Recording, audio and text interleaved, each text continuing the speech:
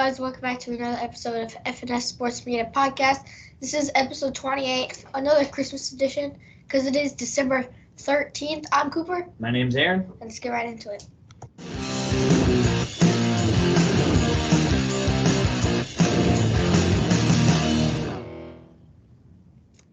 So, NBA season, we're at its midway point, and there's been a lot of action. We're going to be doing the power rankings. We're going to be starting at 5 and going down to the top 1, and then we'll do some honorable mentions like 6 through 10. Let's start off. Number 5 is the Oklahoma City Thunder. Shai Gilgeous-Alexander. Shai Gilgeous. Stop. Alexander. I'm starting over. I know. I'm Shai Gilgeous-Alexander. Shai Gilgeous-Alexander. Shai Gilgeous-Alexander. We're never going to get this one. That's right.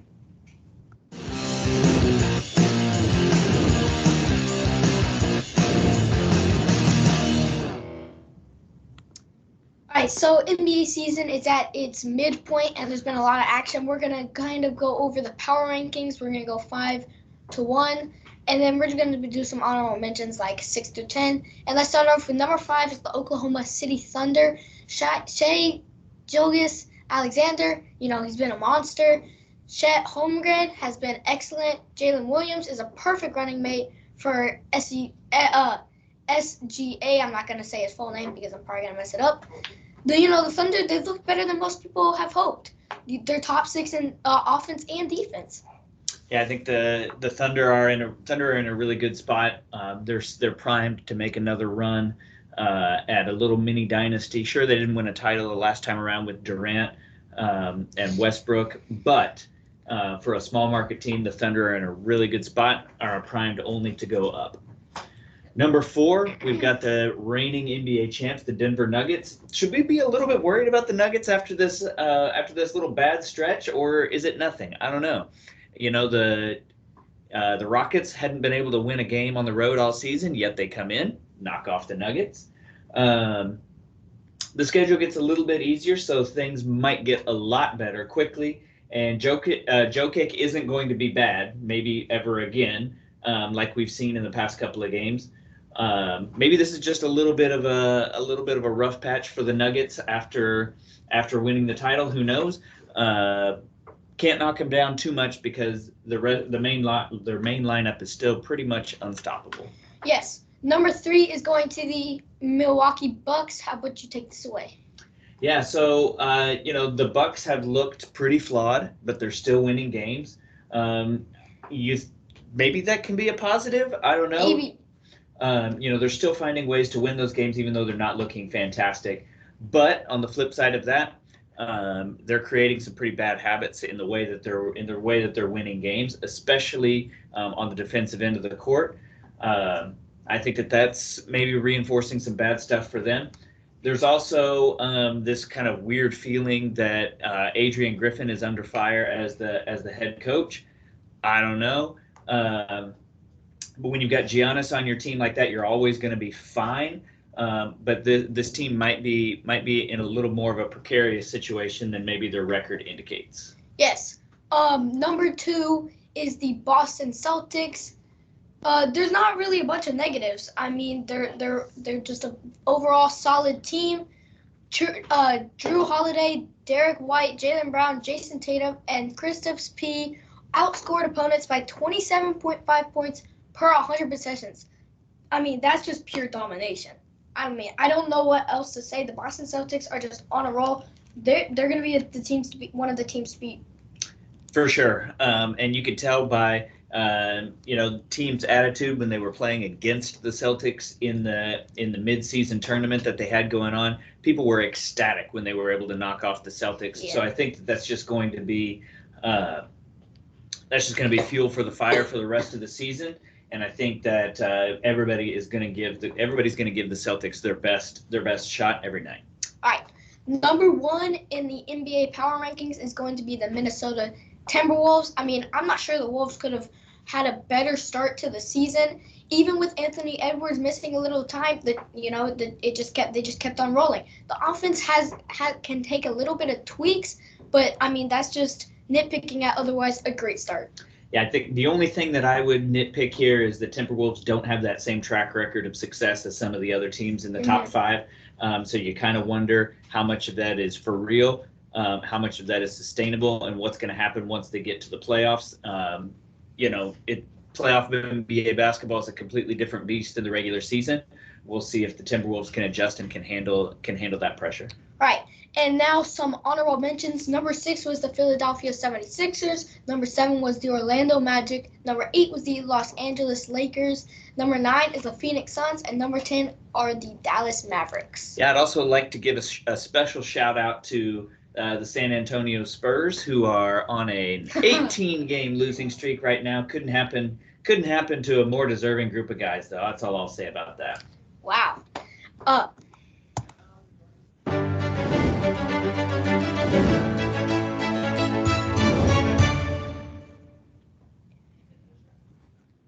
So as you see in a little bit of an intro, if you're watching on YouTube, if you're listening on Spotify, you might not have seen it, but we're going to be going over some of the top 7 MLB under the radar free agents. Some of them could be a good addition to some teams. You never know. There's always the Yamamotos, the Shohei Ohtanis that signed, the Blake Snells, but there's also some guys that are under the radar and that could just can boost a team. Yeah, you can't fill your team with just those Ohtanis. Yeah. You got to find some other guys that can contribute. And we're going to talk about some of those guys that aren't the headliners of a free agent class, but they're going to be people that'll take teams to the next level. Yes. So we're going to start off with Mitch Garver. 2023 stats for the Rangers. He played 87 games, hit 270, 370, 500, and then 19 home runs. That was his slash line. Yeah, I think that he spent most of his time as the DH for the Rangers, but I don't think he's pigeonholed into that spot. It was just a fact of he had better players on the roster ahead of him. He may never be a Gold Glover, but he can provide enough from the catching spot. Yeah, and even though he was playing most of his time as designated hitter because Jonah Heim and Austin Hedges, but he could be a starting catcher for any of those teams that could need a catcher and have a hole there. There aren't a lot of catching options in this free agency, and so Mitch Garver is probably one of those top catching free agents, and so he would be a nice addition to any of those teams that grab him. The second is going to be Adam Duvall. What do you think about this? He's 35. He's a little older. He's been hurt for much of the past 2 seasons. He's played for some bad teams recently.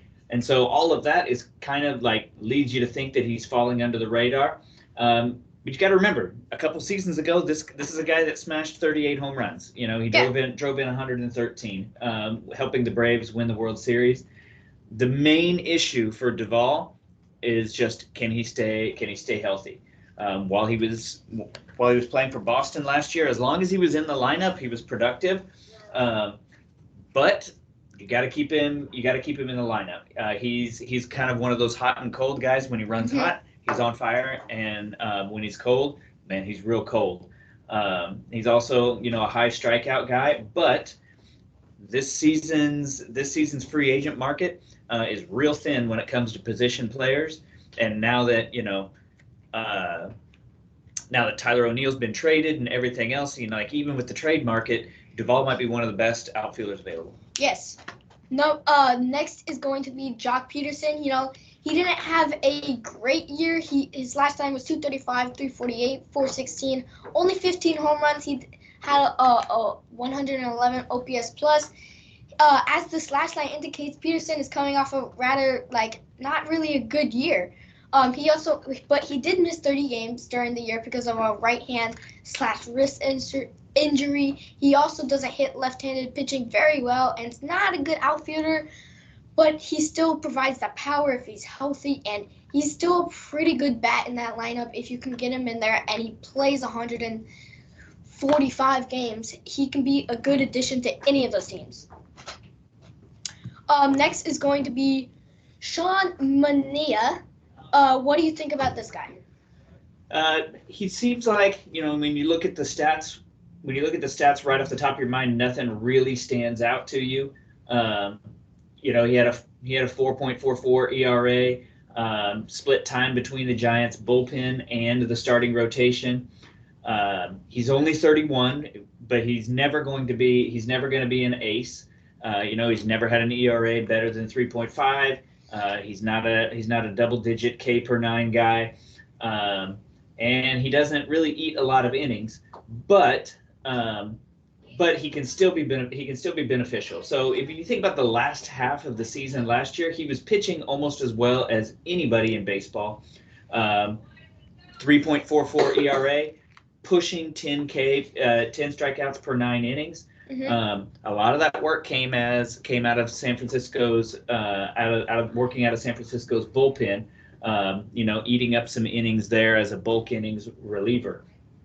But he did come back and pitch in the rotation a little bit in September, and in his last 4 starts, 2.25 ERA, struck out 18 hitters and only walked 2. So he's not losing velocity on his fastball as he gets older. He's going to be one of those guys that under the radar you could slide him in the back half of your rotation. You could slide him in as a bulk innings guy out of the bullpen. Somebody that could definitely be overlooked when you've got a free agent class that's full of 1s and 2s. Yeah, he's definitely very intriguing, and I'm wondering where he's going to go. The next one is going to be Shintaro Fujinami with the 2023 stats. He did get traded from the A's to the Orioles kind of halfway through the season. He played 64 games, 2 saves, a 7.18 ERA, 83 Ks, and 79 innings pitched. He's one of those guys where you're like, when he's on, he's on. When he's kind of off, he's off. The ERA it's kind of troubling to me, but he does have the strikeout guys. And once he went to Baltimore, he was pitching a little bit better. He was even able to get some of those more high leverage spots because Yennier Cano wasn't pitching as well, and then Felix Bautista got injured. And I'm really wondering which team could pick him up. I kind of wish the Cardinals would pick him up just because they might be able to fix him, even though they don't have the best pitching coach staff. They could still maybe turn his MLB season around, and he could be one of those high strikeout guys that the Cardinals could need. Yeah, I think so too. It'd be an intriguing spot for him to end up in St. Louis. I think that once Baltimore moved him to the bullpen, he turned his season around a little bit. That lightning fastball that he's got there, that'll definitely play. Yeah, definitely. The 102.6, not as fast as Johan Duran, but it's still very good. And he gets a lot of Ks on it. And let's move on to the next guy. All right, next up we got Michael Wacha. Michael Wacha, he kind of, as Cardinal fans, we knew all about Michael Wacha as he was coming up. He had a great first couple of years with the Cardinals, then kind of fell off the radar around 2015 due to some injuries, and he just didn't pitch well.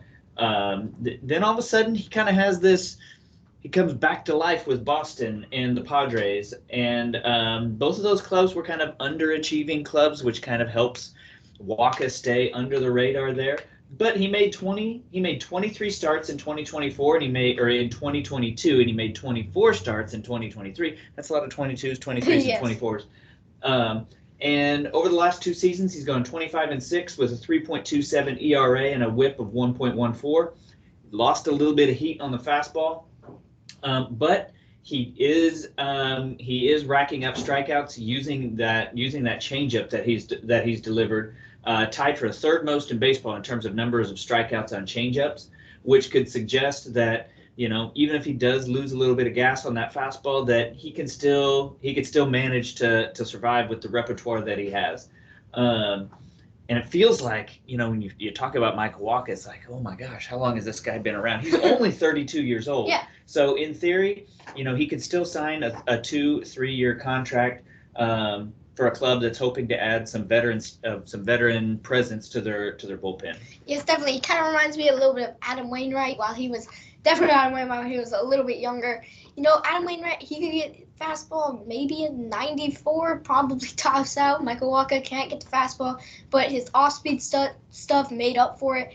And Wacha he could be a good pitcher at like maybe the 3, 4, 5 spot back into your rotation. Yeah, you have Michael Wacha as your number 5 starter in your pitching rotation. You're in a good spot. You're in a good spot. All right, our last but not least definitely is going to be Jordan Hicks. With the 2023 stats with the Cardinals and the Blue Jays, he had 12 saves, 3.29 ERA, 81 Ks, and 65 and 2/3 of an innings. He underwent Tommy John surgery in June of 2019, and after experiencing right elbow soreness early in the 2019 season, then he opted out of the COVID-impacted 20 campaign due to pre-existing health concerns, and Hicks was not only still recovering from his seizure, but he also had type 1 diabetes. I mean, this guy, he's still going back out there. He was still going back out there today, and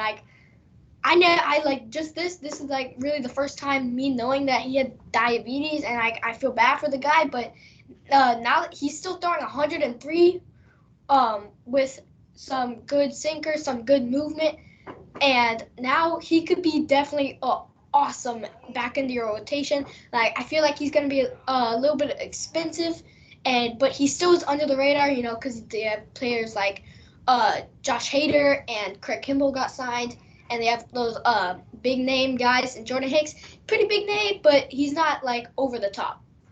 I think also one thing to consider, one thing that kind of keeps him under the radar is, he was just coming back from his Tommy John surgery. He really got stronger as the season went on in 2023, and you get into those. He struggled a little bit when he came back, as most pitchers do. But as the season went on, he really started to find some of that dominant form. Yes, definitely. So those were the top 7 under the radar guys. A lot of this is MLB stuff. The pictures, videos, they're not ours, and we do not lay claim to them. Also, thanks to Athletic and ESPN for all the information. Make sure to like, subscribe, hit the bell so you're notified when new episodes are coming out. Make sure to look us up on Spotify, and we'll see you guys later.